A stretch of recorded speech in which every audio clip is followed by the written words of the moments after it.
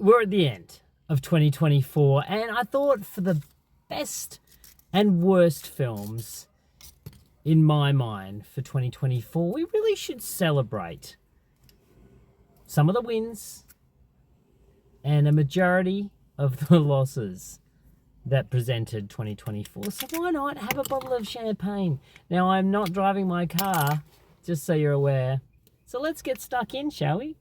Let's see if this pops. Oh God, open your window, open your window, open your window. I did open my window. Here it goes.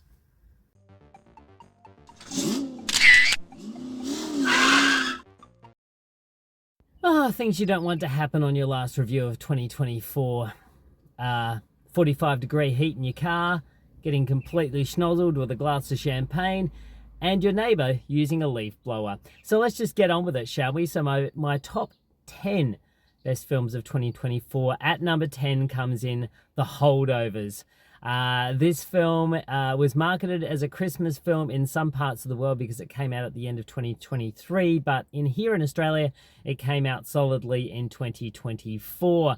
And what is not confusing about it all is the fact that director Alexander Payne had created a warm hug of a film that also was quite poignant, touching, and made me laugh so much at the start of the year, which was great. Paul Giamatti, of course, walked away with many awards, as well as Divine Joy Randolph, and it was a star turn for young Dominic Sessa that will no doubt have a phenomenal career after this film. This film, from the outset, I didn't really want to see it. I thought this film looked like a real pretentious piece of filmmaking that was probably just going to dip into nostalgia and not have a huge amount of weight.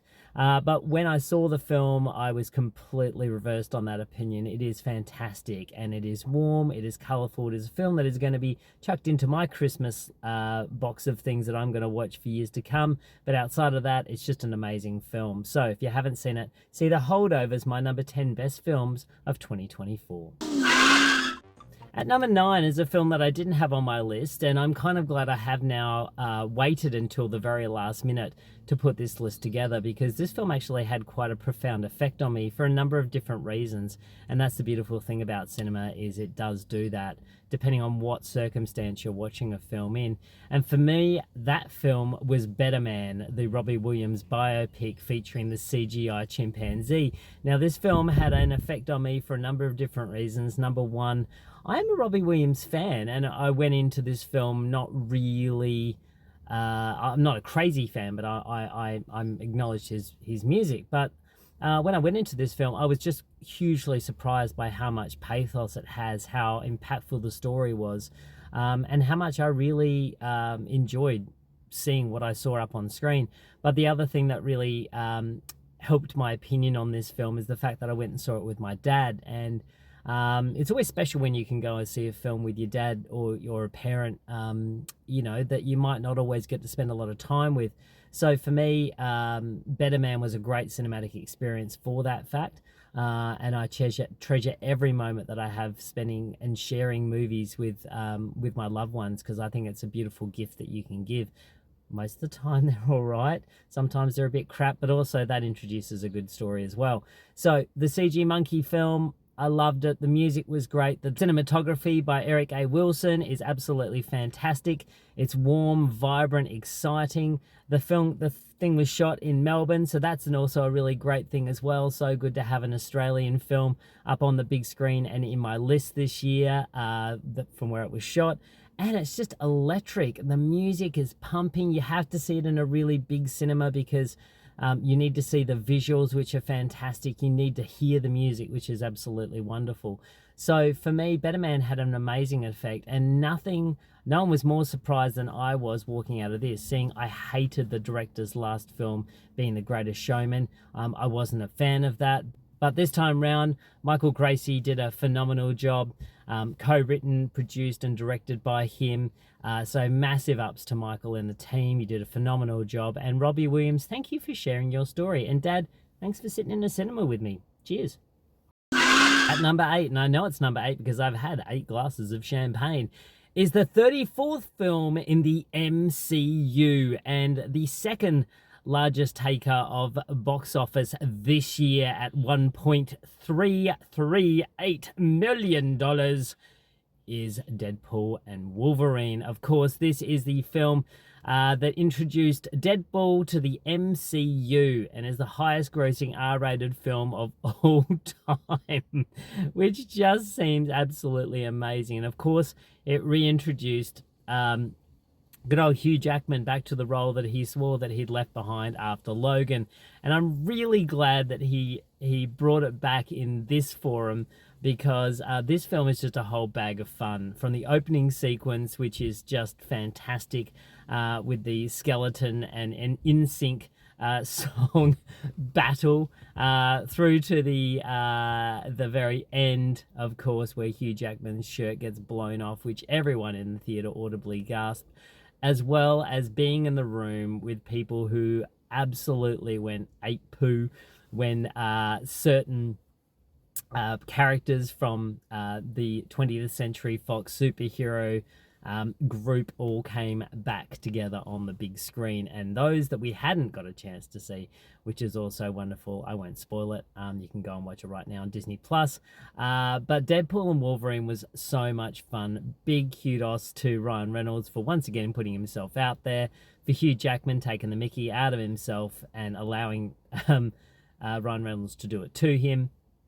And just for a fantastic night in the cinema, where people were coming in droves to come and see this film, which is, in my mind, a huge benefit to the film industry, to the cinematic community at large, and for us to keep cinemas and the cinematic experience going. So big thanks to you, Ryan Reynolds. Cheers. Okay, it's officially getting hot now. So, number 7 in my best films of 2024 is Late Night with the Devil. This is a supernatural horror film written and directed and edited by Colin and Cameron Cairns. I get a chance to interview these two Australian directors about their film that stars David Dastmalchian as Jack Delroy, who was a late night talk show host in 1977 when found footage of a documentary that was being made about the strange occurrences that happened on that Halloween night in 1977. And the things that Jack tried to do to boost ratings, and the things that were completely off the wall that no one was expecting to happen, which involved the alleged possession of a girl on the show by the devil. So this film is a whole heap of fun. It's really simple. It's really effective. It uses the nostalgia tropes well without drenching you too far into it. It feels like a film that is real, that has nostalgia firmly planted in the right places, and a star turn from David Dastmalchian. I hope that people take notice of him even more now that he can carry a film. And what's great is this is a horror film, which is fantastic. In 2024, because God knows we had some stinkers.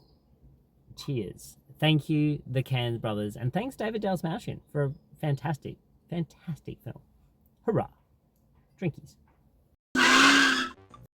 1, 2, 3, 4, 5, 6.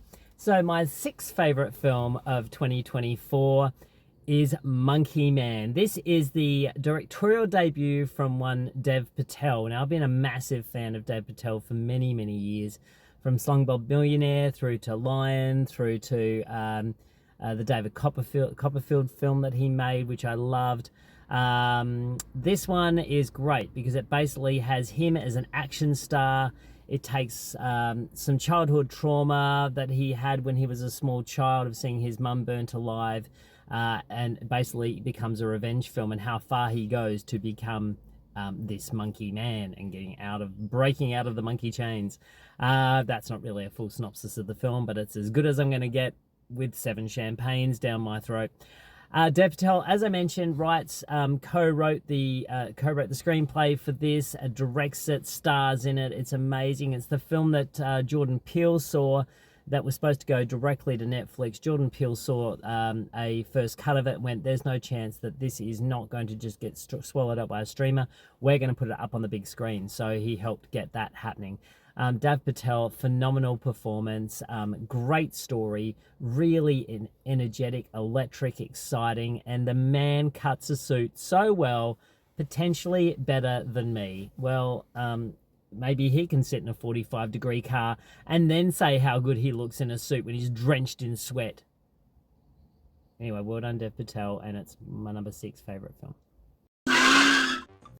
At my number 5 is a film that I actually didn't do a review for on my channel, and I saw it in 2024, even though it was on the cusp of that 2023-2024 timeframe, was All of Us Strangers. Let me tell you what it's about. So it's set in a near empty London tower block where screenwriter Adam, who's played by Andrew Scott, has a chance encounter with a mysterious neighbor whose name is Harry, played by Paul Mescal.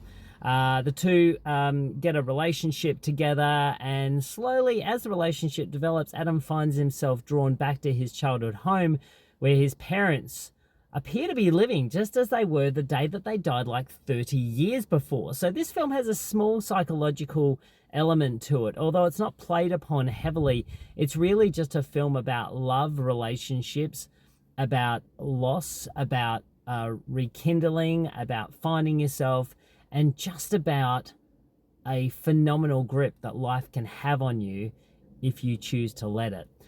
So this film is written and directed by Andrew Haig. It is a beautiful film. It is on Disney Plus right now. You should definitely see it. Yes, it tackles themes of homosexuality and so on and so forth. But outside of all of that, it's a film about love. And I loved All of Us Strangers. And I love this champagne. Here it goes down into my belly. Love Lies Bleeding. It's Love Lies Bleeding, which is the film starring Kirsten Dunst and Katie M. O'Brien.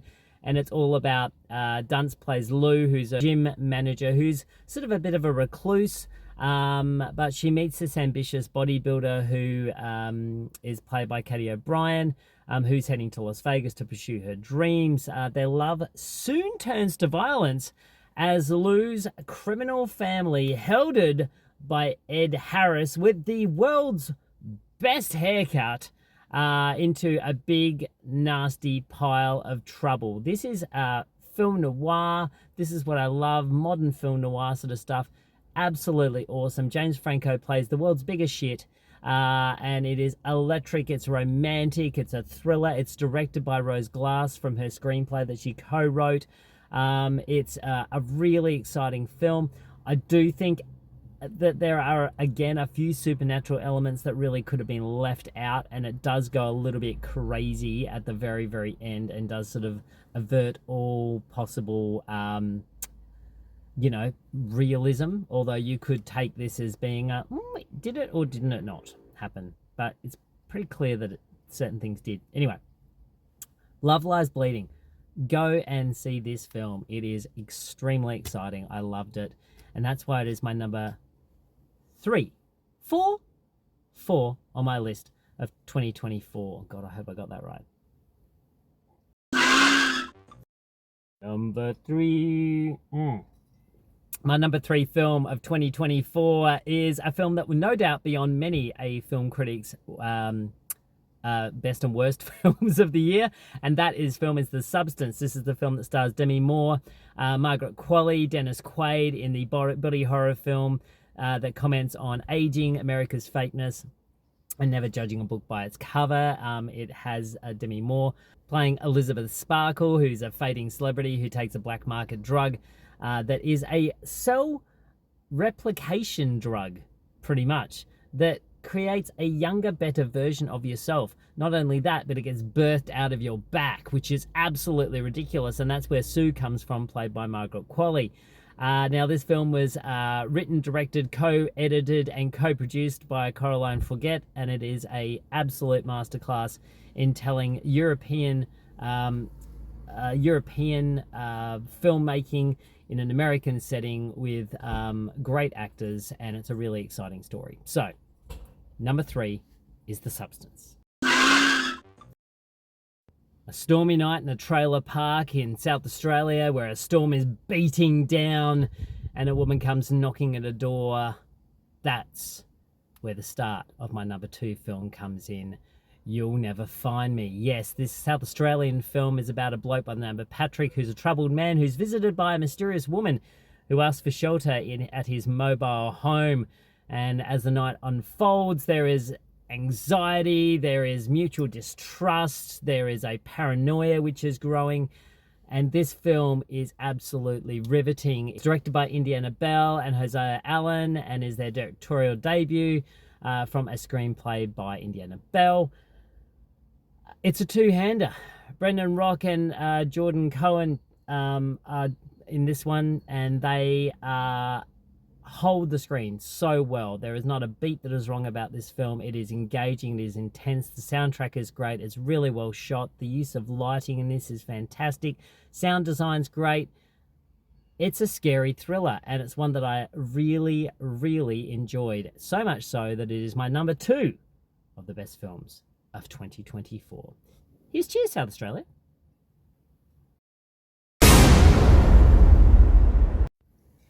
Oh, I've done a top up for number 1. Ladies and gentlemen, attention please. The best film of 2024, according to me, is Hundreds of Beavers. Yes, the American slapstick comedy film that is directed by Michael Cheslick and written by Cheslick and Roland Brixton Co-Theens. Is a slapstick comedy inspired by those 1920s and 30s films and Looney Tunes, very much so. This film has Chew starring as an Applejack maker who enters into a conflict with beavers and whilst he's also trying to win the love of a fur merchant in the middle of this freezing cold landscape. The film is black and white. It is silent. It has great sound effects, an amazing soundtrack. The filmmakers purchased all these Chinese mascot beaver and animal suits off a website. It's phenomenal. It was shot over a long period of time, over weekends. It has over 1,500 visual effects that credited on Adobe After Effects. It took 2 years to do the post-production. The film was made for $150,000.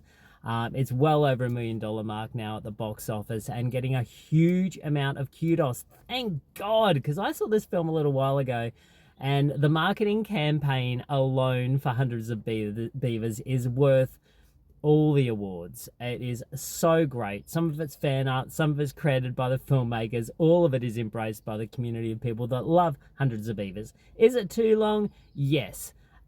Does it outstay its welcome a little bit? Probably. But is it joyous, entertaining, and fun? Abso-friggin-lutely. And that's why Hundreds of Beavers is my number 1 film of 2024. Big thanks to Walden Entertainment for introducing me to the film. Big thanks to you, Peter. Continue your hard work. Oh, Jesus. And that is it for my best films of 2024. Stay tuned for my worst films of 2024 coming right at you. There will not be champagne at that one, or will there be? I don't know, but I'm not cracking another bottle for it. Thank you, and thank you for your support in 2024 as well. Thank you for putting up with me trying to stay awake in my car most of the time. And a big thanks to all of my friends and family who have endured my love of filmmaking. I look forward to a really exciting 2025, and keep tuned. Tell your friends, tell your family, tell the goldfish's friend who's in the tank that you've forgotten that it's still there when you cleaned it last week. And I look forward to catching up with you all next time here in my car in 2025 or at the next video. Ciao.